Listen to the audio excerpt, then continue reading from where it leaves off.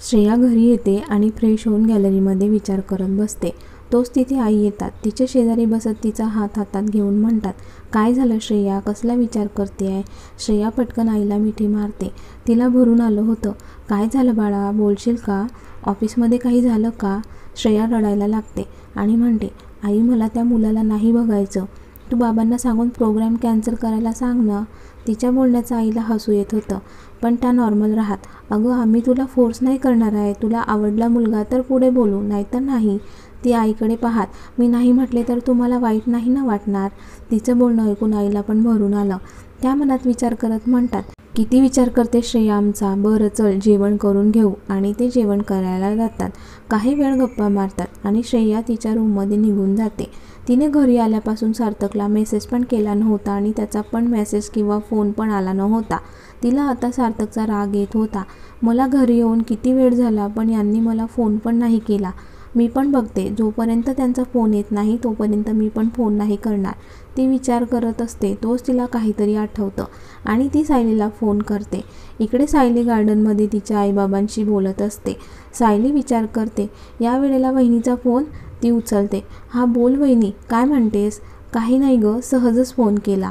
पण सायलीला तिच्या आवाजावरून कळतं की ती रागात आहे. वहिनी काय झालंय का? म्हणजे तुझा आवाज? मला काय होईल, मी ठीक आहे. बरं तू काय करते आणि तुझा भाऊ? तिचं बोलणं ऐकून सायलीला हसू येतं.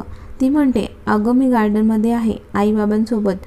इकडे सायलीला हसताना बघून आई तिला विचारतात, काय झालं? सायली हाताने खून करत, दोघांचं भांडण झालंय. अगं दादा अजून ऑफिसमध्येच आहे, घरी नाही आला. तोच तिला सार्थक येताना दिसतो आणि ती फोन स्पीकरवर टाकते. अगं सायली, आता बघ किती वाजले, अजून कसे आले नाही हे? एवढं काय महत्त्वाचं काम होतं? तुला त्यांचा फोन काही मेसेज आला होता का? हे कामात बिझी असले की त्यांना फक्त काम दिसतं. बाकीच्या लोकांचा विसर पडतो की कोणी आपली वाट पाहत असेल, काहीच लक्षात नसतं त्यांच्या. तोच सार्थक म्हणतो, श्रेया तुला एवढी काळजी आहे माझी? त्याचा आवाज ऐकून ती बोलायची थांबते आणि मनातच सायलीला शिव्या देते. श्रेयाला तर काय बोलू आणि काय नाही सुचतच नव्हतं. सार्थक तिला चिडवत, श्रेया झोपलीस का गं? म्हणजे अशी अचानक बोलायची थांबली म्हणून विचारलं. श्रेया चिडत, जागी आहे आणि तुम्ही तर बोलू नका माझ्याशी. मी तर आईबाबांसाठी तुमची काळजी करत होते. श्रेयाचं बोलणं ऐकून इकडे सगळे हसत असतात. त्यांचा हसण्याचा आवाज ऐकून श्रेया घाबरून हळूवार आवाजात विचारते, फोन स्पीकरवर आहे का? तसे सगळे एकसाथ हो म्हणतात. त्यांचं बोलणं ऐकून ती कपाळाला हात मारते आणि अरे देवा म्हणते. फोन कट करते आणि मनात म्हणते, सायली तू भेट मला, मग सांगते तुला. तो सार्थकचा मेसेज येतो, सॉरी डिअर, कामात असल्यामुळे मेसेज फोन करता नाही आला. आत्ताच घरी आलो आहे, खूप भूक लागली आहे. फ्रेश होतो आणि जेवण करतो. आणि थँक्यू, माझी एवढी काळजी करते, मला खूप छान वाटलं. चल बाय, तू झोप, गुड नाईट आणि लव यू. मेसेज वाचून तिला खूप आनंद होतो. ती पण लव यू टू मेसेज करून झोपून जाते. सार्थक जेवण करून या सगळ्यांना जॉईन करत गप्पा मारत असतो. सायली त्याला विचारते, काय रे दादा, वहिनी का चिडली होती एवढी? आई तिला म्हणते, सायली त्यांच्या दोघांच्या मध्ये का पडतेस तू? झालं असेल कशावरून भांडण? अगं आई तसं काही नाही आहे. सार्थक, श्रेया खूप चांगली आहे. आपल्या फॅमिलीवर खूप प्रेम करते ती, खास करून तुझ्यावर. तुम्ही दोघे असेच हसत खेळत सोबत राहा. शेवटपर्यंत एकमेकांची साथ सोडू नका. आई बाबा त्याला समजावत असतात. आई बाबा श्रेयाबद्दलच बोलत असतात. सार्थक त्यांच्याकडे पाहत, एक मिनिट, मी तुमचा मुलगा आहे की श्रेया तुमची मुलगी आहे? म्हणजे तुम्ही तिच्याबद्दलच बोलत आहात? तसे सगळे हसायला लागतात. सायली तिच्या आईबाबांकडे पाहत म्हणते, मग माझे आईबाबा आहेच तसे, तिच्या सोनेवर खूप प्रेम करतात. सार्थक आनंदाच्या भरात बोलून जातो, अगं तुझे पण सासू सासरे तसेच आहेत. आईबाबा एकदम शॉक लागल्यासारखे त्याच्याकडे बघून, सार्थक काय बोलला तू? सायली घाबरून त्याच्याकडे पाहते. सार्थकच्या पण लक्षात येतं, पण आता आईबाबांना काय सांगू याचा तो विचार करत असतो. तो सायलीजवळ जातो आणि तिचा हात हातात घेऊन म्हणतो, काहीही लपवू नकोस, सगळं सांगून टाक. सायली आईबाबांच्या मध्ये जाऊन बसते, पण काही बोलत नाही. खूप घाबरलेली असते. तिला तसं बघून आईबाबा म्हणतात, काय गं, काय झालं सायली? सांग, तुला काय सांगायचं आहे ते. आई, ते मी आणि नकुल एकमेकांवर प्रेम करतो. आम्हालाही तुमच्या संमतीने लग्न करायचं आहे. नकुल, आपला नकुल? सायली खाली बघून हो म्हणते. तसे ते दोघं शांत होतात. हे काही बोलत नाही आहे हे पाहण्यासाठी सायली एकदा आईकडे पाहते आणि एकदा बाबांकडे. बाबा तिच्या आईला विचारतात, तुला आपल्या सायलीसाठी चालेल का नकुल? हो, मला आपल्या सायलीसाठी नकुल चालेल. मी पाहिलं आहे त्याला लहानपणापासून. पण मला चालणार नसेल तर? अहो, असं काय बोलताय तुम्ही? पण त्याला चांगल्या प्रकारे ओळखतात. तू थांब, मी सायलीला विचारतो. सायली, मी या लग्नाला परमिशन नाही दिली तरी तू नकुलसोबत लग्न करशील का? नाही बाबा, तुमची परमिशन नसेल तर मी लग्न नाही करणार त्याच्याशी. आणि ती रडायला लागते. सायली, मग मी तुझ्यासाठी एक मुलगा शोधला आहे. त्याच्याशी तुझं लग्न फिक्स करतो. बाबा, मी नकुलशिवाय दुसरा कोणाचा विचार नाही करू शकत. मी तुमच्यासाठी नकुलसोबत लग्न नाही करणार. पण असं नाही की दुसऱ्याशी करेल. मी कुणाशीही लग्न नाही करणार. मी एकटी राहील पण नकुलला सोडून दुसऱ्या मुलाशी लग्न नाही करणार. कारण मी खूप मनापासून प्रेम केलं आहे त्याच्यावर. तिचं बोलणं ऐकून बाबा तिच्या डोक्यावरून हात फिरवत म्हणतात, माझी मुलगी किती मोठी झाली मला माहितीच नव्हतं. आई पण तिच्या कपड्यावर किस करत, खरंच खूप मोठी झाली आणि समजदार पण झाली माझी सायली. बाबा तिच्याकडे पाहत, मग कधी बोलावते जावई बापूंना घरी जेवायला? बाबांचं बोलणं ऐकून तिला खूप आनंद होतो आणि ती दोघांना मिठी मारत थँक्यू म्हणते. सार्थक तिला चिडवत होता आणि ती त्याला फटके मारत. त्यांची मस्ती बघून आई बाबा हसून त्यांना पाहत म्हणतात, खरंच आपली मुलं किती समजदार आहे ना. दोघांनी त्यांच्या आवडीचे साथीदार निवडले, पण असे निवडले की ते त्यांची शेवटपर्यंत साथ देतील. आज इकडे सगळे हॅपी होते, तसेच झोपायला जातात. आता एंगेजमेंटची तयारी चालू होती. इकडे श्रेयाच्या आईबाबांना सगळं श्रेयाच्या गुपचूप करावं लागत होतं. सार्थक श्रेयाला मेसेज करून सांगतो, महत्त्वाची मीटिंग आहे तर मेसेज फोन होणार नाही आणि घरूनच काम करत असतो. त्याचं काम करून तो आणि सायली शॉपिंगला जातात. श्रेयासाठी सगळं काही त्याच्या आवडीचं घेत होता. सगळी शॉपिंग करून घरी येतात आणि सामान पॅक करायला घेतात. श्रेया थोडी नाराज होती, पण जे होईल ते होईल, जास्त विचार न करता झोपून जाते. आज रविवार होता. आज श्रेयाला पाहायला मुलगा येणार होता. श्रेया उठली तर होती, पण बेडवर पडून होती. मोबाईल पाहत होती. कालपासून तिचं आणि सार्थकचं बोलणं झालं नव्हतं. त्याच्यासाठी नाराज होती. तोच कामिनी सकाळी सकाळी तिच्या घरी येते. कामिनीला एवढ्या सकाळी बघून तिला आश्चर्य वाटतं. ती काही विचारणार तोच कामिनी तिला म्हणते, तू तुझं आवरून घे, आपल्याला बाहेर जायचं आहे. श्रेया तिचं आवरून येते. बरं चल, आपल्याला पार्लरमध्ये जायचं आहे. काय? पण का? हे बघ, मी कुठेही येणार नाही. श्रेया, तुला यावं लागेल, कारण मला पण मुलगा पाहायला येणार आहे. तर मी तिथूनच तयारी करणार आहे आणि तुला पण करायची आहे. श्रेयाच्या आईबाबांनी कामिनीला आधीच सगळं सांगितलं होतं. त्या नाश्ता करून जायला निघतात. श्रेयाला जायचं नव्हतं, पण आता तिचा नाईलाज असतो म्हणून ती जड पावलांनी जायला निघाली. काही वेळाने तिचा मेकओव्हर करतात. खूप सुंदर दिसत होती ती. स्वतःला आरशात बघून म्हणते, असे ज्याने पाहायला पाहिजे होते तो तर मीटिंगला गेला आहे. आणि ती नाराज होते. ती फोटो काढणार तोच कामिनी तिच्या हातातील फोन घेत म्हणते, अगं श्रेया, तू किती सुंदर दिसते. आज तुला तो मुलगा नक्की पसंत करेल. कामिनीच्या बोलण्याचा श्रेयाला राग येतो. हे बघ कामिनी, मला हे सगळं करायचं नव्हतं, पण आईबाबांना वाईट नको वाटायला म्हणून मी सगळं केलं. कामिनी तिला सॉरी म्हणते. बरं, तू चिडू नको, शांत हो. तो श्रेयाचं लक्ष तिच्याकडे जाता आणि तिला बघून म्हणते, अगं तू तर जास्त मेकअप पण नाही केला. आता कामिनीला काय बोलायचं ते कळत नाही. काहीतरी कारण देऊन तिला पटवून देते. पण श्रेया मात्र तिच्याकडे अजून पण शंकेने पाहत होती. बरं चल बाहेर. आणि त्या बाहेर येतात. कामिनी मुद्दाम श्रेयाला म्हणते, अगं हा नकुल आहे ना, पण इथे काय करतोय? चल त्याला विचारू. आणि त्या दोघी नकुलजवळ येतात. नकुलला ती काही विचारणार तोच नकुल म्हणतो, माझी बहिणाबाई खूप सुंदर दिसते. पण श्रेयाला त्याचं काही पडलेलं नव्हतं. ती त्याला म्हणते, दादा तू इथे काय करतोय? अगं मला इथे काम होतं, मी जाणारच होतो, पण तुम्ही दिसलात. चल मी सोडतो तुम्हाला. त्या दोघी गाडीत बसतात. श्रेया शांत होती, कारण तिला सार्थकची खूप आठवण येत होती. इकडे कामिनी आणि नकुलला हसू येत होतं. काही वेळाने ते हॉलला पोचतात. सार्थकला पण असं झालं होतं, कधी एकदा तो श्रेयाला पाहतो आहे. श्रेया गोंधळून म्हणते, दादा इथे कुठे आणलं तू? आम्हाला घरी जायचं होतं माझ्या. कामिनी पण खाली उतरते, पण श्रेया मात्र अजून पण गाडीतच बसलेली होती. ती कामिनीला म्हणते, अगं आपल्याला घरी जायचं आहे ना, तू का खाली उतरली? अगं श्रेया, मला इथे काम आहे. अगं कामिनी प्लीज, तू तरी समजून घे, आपल्याला घरी जायला उशीर होईल. श्रेया तिच्यावर ओरडत असते. कामिनी राग आल्याचं नाटक करत तिच्याशी काही न बोलता आत निघून जाते. श्रेया अजून पण शांत बसलेली असते. नकुल तिच्याकडे पाहत म्हणतो, श्रेया तुझ्या बेस्ट फ्रेंडला किती बोलली तू? बघ ती रागावली आणि आत निघून गेली. तुला नाही वाटत का तू तिला खूप बोलली म्हणून? बरं, माझं पण इथे एक काम आहे, मी ते करून येतो. आणि तो पण आत निघून जातो. श्रेयाला आता वाईट वाटत होतं. खरंच मी खूप बोलले कामिनीला. मी जाऊन तिला सॉरी बोलते आणि समजावून घेऊन येते. आणि ती पण आत जाते. ती जशी आत येते तिच्या अंगावर फुलांच्या पाकळ्या पडतात. श्रेया तर शॉकमध्ये असते, काहीच कळत नव्हतं तिला. ती आत जाते. हॉल खूप सुंदर प्रकारे डेकोरेट केलेला होता. ती भान अर्पून पाहत होती. तोच तिचा हात कोणीतरी पकडतं. तिला हातावरून कळतं की सार्थक आहे आणि ती न बघताच त्याला मिठी मारते आणि रडू लागली. सार्थकने तिला शांत केलं आणि तिचे अश्रू पुसले आणि म्हणाला, खूप सुंदर दिसते. श्रेया तर लाजून लाल होते. ती त्याला विचारते, अहो तुम्ही तर मीटिंगला गेले होते ना, मग इथे आणि हे सगळं काय आहे? मला तर काहीच कळत नाही. तोच सगळे बाहेर येतात आणि जोराने ओरडत म्हणतात, सरप्राईज. श्रेया तर पूर्ण शॉकमध्ये असते, कारण सगळे नटून थटून आले होते आणि तिच्या आईबाबांना बघून अजूनच धक्का बसतो. तिचे आईबाबा तिच्यासमोर येतात.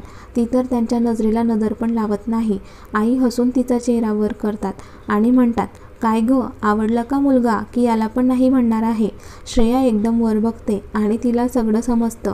ती पटकन दोघांना मिठी मारते आणि रडायला लागते.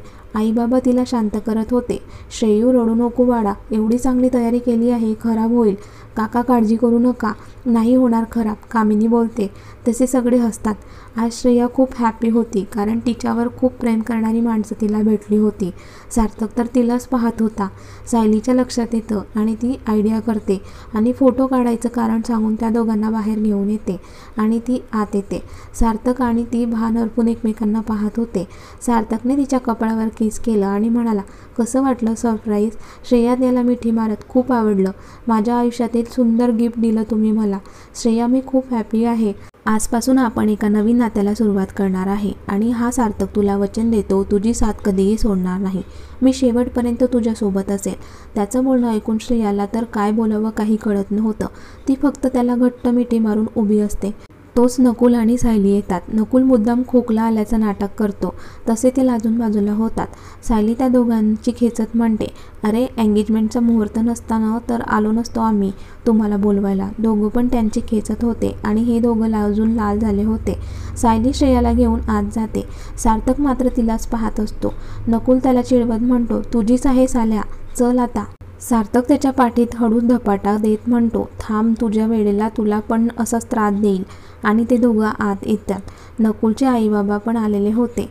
ते सार्थकला अभिनंदन करतात आणि म्हणतात, या नकुलला पण सांग लग्नाचं मनावर घ्यायला. तसं नकुल नाटक करत, मला कोणीतरी बोलावत आहे आणि तो निघून जातो. इकडे सगळी तयारी झाली होती. एक एक करून श्रेयाची पूजा करत होते. तिला बरंच सामान घेतला होता सार्थक आणि त्याच्या फॅमिलीने. आता सार्थकची पूजा श्रेयाची आई करत होती. काही वेळाने ती कपडे चेंज करून आले. गुरुजी पूजा करत होते. त्या दोघांच्या हातात रिंग दिली आणि घालायला सांगितली. सार्थक रिंग घालणार, श्रेयाचे डोळे भरून आले होते. त्याने हात पकडला तसे तिने त्याच्याकडे पाहिले. त्याने डोळे मिसकावत तिला रडू नको सांगितले. तशी तिने गोड स्माईल केली आणि तिच्या बोटात रिंग घातली. श्रेयाने पण त्याच्या बोटात रिंग घातली आणि सगळ्यांनी टाळ्या वाजवल्या. नंतर दोघांनी एकमेकांना पेढा भरवला. दोघे पण खूप हॅपी होते. श्रेयाला तर अजून पण विश्वास होत नव्हता की त्यांची एंगेजमेंट झाली म्हणून. श्रेया तर लाजून त्याला पाहून नजर चोरत होती. तोच अजून एक सरप्राईज असतं आणि सगळे लाईट बंद होतात आणि नकुल सगळ्यांना म्हणतो, जागेवर बसा. सगळे बसतात. कुणाला काहीच कळत नाही. नकुल सगळ्यांकडे पाहत म्हणतो, मला माहिती आहे आता मी काय बोलणार आहे ते तुम्हाला जाणून घ्यायचं आहे. तो सार्थकला आवाज देतो तर सार्थक गिटार घेऊन येतो. सायली तर हॅपी होऊन शिट्टी वाजवते. श्रेयाला तर काहीच कळत नाही. वहिनी, मी खूप हॅपी आहे, कारण आज खूप वर्षानंतर दादा गाणं म्हणणार आहे. तो सार्थक बोलायला लागतो, मी कधीच गाणं म्हणणार नव्हतं, पण आज खास कुणासाठी तरी मी हे म्हणणार आहे, जिने मला आयुष्य जगायला शिकवलं, प्रेम करायला शिकवलं. आणि तो गाणं म्हणायला लागतो, तुम ही हो जिंदगी तुम ही हो. सार्थक श्रेयाकडे बघून गाणं म्हणत असतो. श्रेया पण भान हरपून त्याचं गाणं ऐकत होती. जसं गाणं संपतं तसे सगळे टाळ्या वाजवतात. नकुल पण खूप हॅपी होता. त्याने सार्थकला घट्ट मिठी मारतो. साल्या, अजून पण तसाच आवाज आहे तुझा. आणि ते बोलत बोलत खाली येतात. श्रेया काही बोलत नाही, पण तिचं प्रेम डोळ्यांनीच व्यक्त करते. असंच काही वेळ बोलत असतात. आता एक एक करून त्यांना भेटून घरी जात होते. सार्थक तिची ओळख नकुलच्या आईबाबांबरोबर करून देतो. आई तिच्या डोक्यावरून हात फिरवत म्हणते, माझी मुलगी आम्हाला ओळखत नसली तरी आम्ही ओळखतो तुला. माझ्या नकुलची बहीण आहे ना. नकुल पण तिच्या खांद्यावर हात ठेवत म्हणतो, मग माझी बहिणाबाई आहेच तशी. असेच बोलत असतात. तोच नकुलची आई म्हणते, सायली कुठे आहे, दिसत नाही. सार्थकची आई नकुलला विचारते, सायली कुठे कुठे आहे? नकुल इकडे तिकडे बघत, काय माहिती काकू. तो श्रेया म्हणते, ती कामिनी सोबत आहे. बरं चला आम्ही निघतो, तुम्ही सगळे आमच्याकडे या. हो नक्की येऊ. सगळे फोटो काढतात. नंतर सगळे निरोप घेऊन घरी निघतात. श्रेया घरी आल्यावर फ्रेश होऊन तिचे आनंदाचे क्षण आठवत होती. तिला तर विश्वासच होत नव्हता की तिची एंगेजमेंट झाली आहे. मी खूप भाग्यवान आहे, मला एवढी प्रेम करणारी माणसं मिळाली, ती विचारत होती. तोच तिला सार्थकचा मेसेज येतो, तुझं आवरून ठेव, मी तुला घ्यायला येतोय. श्रेया विचार करत, आताच तर एंगेजमेंट झाली आणि हे कुठे घेऊन जात आहे मला. तोच पुन्हा मेसेज येतो, श्रेया तयार हो, आधीच माझ्या सासरी बुवांकडून परमिशन काढली आहे. श्रेया हसते आणि तयारी करायला लागते. तोच सार्थक येतो. श्रेया अनारकली ड्रेसमध्ये खूप सुंदर दिसत होती. सार्थक तर तिलाच पाहत असतो. ते तिच्या आईबाबांना सांगून बाहेर येतात. अहो आपण कुठे जातोय? सार्थक काही केल्या तिला सांगत नव्हता. तो काही बोलत नाहीये हे बघून ती शांत त्याच्या खांद्यावर डोकं टेकवून पाहत होती. मस्त गाणे पण चालू होते. श्रेया त्याचा एक हात हातात घेते आणि त्याच्या रिंगकडे पाहत असते. सार्थकने एका ठिकाणी गाडी थांबवली. ती त्याच्याकडे पाहत, इथे का थांबलो आपण? ते मला तुला पाहायची इच्छा झाली म्हणून गाडी थांबवली. श्रेया त्याच्या गालावर मारत, तुमचं आपलं काहीही. श्रेया तू हॅपी आहेस ना? तो तिच्या कपाळावर किस करत तिला विचारतो. श्रेया पण त्याचा हात हातात घेऊन म्हणते, मी खूप हॅपी आहे, मला सगळं मिळालं, आता मला काहीही नको. बराच वेळ गप्पा मारत असतात. काही वेळाने पुन्हा घरी जायला निघतात. सार्थक, तुम्ही गायत्री मॅमला काल बोलवलं नव्हतं का? अगं बोलवलं होतं, पण आता त्यांचे शेवटचे दिवस सुरू आहे तर ते नाही येऊ शकल्या. ओ अच्छा, मी भेटून येईल गायत्री मॅमला. अगं आपल्याला नकुलकडे पण जायचं आहे, त्याच्या आईबाबांनी बोलवलं आहे आणि उद्या तो त्याच्या आईबाबांना त्या दोघांबद्दल सांगणार आहे. असंच बोलत ते तिच्या घराजवळ पोहोचतात. त्याला तिला सोडावंसं वाटत नाही, पण शेवटी तिला मिठी मारतो आणि बाय बोलून निघून जातो. उद्या ती ऑफिसला जाणार नव्हती, घरीच आईबाबांसोबत वेळ घालवणार होती. तोच तिला गायत्रीचा फोन येतो. श्रेयाला खूप आनंद होतो आणि ती फोन उचलून तिला विचारते, मी मावशी गर्लची झाली की बॉयची? गायत्री हसून म्हणते, गर्लची. श्रेयाला खूप आनंद होतो. आनंदाच्या भरात त्या बोलत असतात. श्रेयाची आई पण गायत्री मॅमसोबत बोलून काळजी घे सांगतात आणि फोन ठेवतात. श्रेया एवढी हॅपी असते की आनंदाच्या भरात सार्थकला कॉल करून म्हणते, सार्थक बेबी गर्ल झाली. सार्थक तिची मस्करी करत म्हणतो, अगं एंगेजमेंट होऊन अजून 24 तास पण नाही झाले आणि गर्ल कशी झाली? अहो तुम्ही ना, मी गायत्रीबद्दल बोलते. पण सार्थकच्या बोलण्यामुळे तिचे गाल लाल झाले होते आणि ती पटकन फोन ठेवते. इकडे सार्थकला खूप हसू येत होतं. आई पण श्रेयाला हसत असते. ती आईकडे पाहते आणि लाजून तिच्या रूममध्ये पळून जाते. आज संध्याकाळी ते सगळे नकुलच्या घरी डिनर करायला येतात. नकुल सगळ्यांना वेलकम करतो. सायली तर पूर्ण घाबरली होती, काहीच बोलत नव्हती, कारण तिच्या होणाऱ्या सासरी आली होती. तिला तसं बघून सार्थक आणि नकुलला हसू येत होतं. श्रेया त्यांना शांत राहा, हसू नका सांगत होती. नकुलची आई सायलीच्या डोक्यावरून हात फिरवत म्हणतात, बाळा कशी आहेस? काल एंगेजमेंटमध्ये आपली भेटच नाही झाली. सायली पण घाबरून बोलत होती. इकडे सार्थकच्या घरच्यांना खूप हसू येत होतं. शेवटी सार्थकची आई म्हणते, आम्हाला तुमच्याशी बोलायचं आहे, पण त्याआधी नकुल बोलेल. नकुलच्या आईबाबांना काही कळत नाही. नकुल त्यांच्याजवळ जातो आणि त्याच्या आईचा हात हातात घेऊन म्हणतो, आई मी सायलीवर खूप प्रेम करतो आणि ती पण माझ्यावर खूप प्रेम करते. आम्ही लग्न पण करणार आहे. नकुलच्या आईला तर खूप आनंद होतो. तोच नकुलचे बाबा म्हणतात, आम्ही दोघांनी तर आधीच ठरवलं होतं की आपल्या मुलासाठी सायलीचा हात मागायचा. नकुलचे बाबा सायलीच्या डोक्यावरून हात ठेवत म्हणतात, सुनबाई या दोघांची तर आधीच जोडी आहे. आता तू येशील तर माझ्या पार्टीमध्ये येशील. हे दोघं एक असतात आणि मी एकटा, पण आता तू येशील तर मला पण सोबत मिळेल. सायली पण हसून हो म्हणते. सगळे खूप हॅपी असतात, एकमेकांना मिठी मारतात. नकुल त्याच्या आणि सार्थकच्या आईबाबांना भेटत असताना पाहत म्हणतो, आम्ही पण भेटून घेतो. तसे सगळे त्याच्याकडे पाहतात. त्याच्या लक्षात येताच, अगं म्हणजे मी आणि सार्थक. नकुलची आई हसत म्हणते, समजलं, जा तुम्ही चारही बाहेर गार्डनमध्ये. आणि ते चारही गार्डनमध्ये येत असतात. नकुल आणि सायली पुढे चालत असतात. सार्थक श्रेयाचा हात पकडून तिला दुसरीकडे घेऊन येतो. श्रेया त्याला आवाज देत, अहो आपण सोबत जाणार होतो ना, आणि आता त्यांना सोडून? श्रेया आता तू त्यांचा विचार सोड आणि तुझ्या नवऱ्याचा विचार कर. तो श्रेयाला मिठी मारतो. ती पण त्याच्या मिठीत शांत असते. तुमच्या मिठीत खूप छान वाटतं मला पण श्रेयू, आपण पूर्णपणे बंधनात बांधलो गेलो आहे. आतापासून असंच सोबत राहायचं. असेच एकमेकांच्या मिठीत प्रेमाचे शब्द बोलत होते. नंतर खाली बसतात आणि वर आकाशाकडे पाहत त्यांच्या आयुष्यातील पुढील स्वप्न रंगवत होते. सार्थक आणि श्रेयाचा असंच प्रेम बघूया पुढील भागात. आणि कथेचा हा भाग कसा वाटला कमेंट्स करून नक्की कळवा. आणि लाईव्ह मराठी स्टोरीज चॅनलला सबस्क्राईब करायला विसरू नका. धन्यवाद.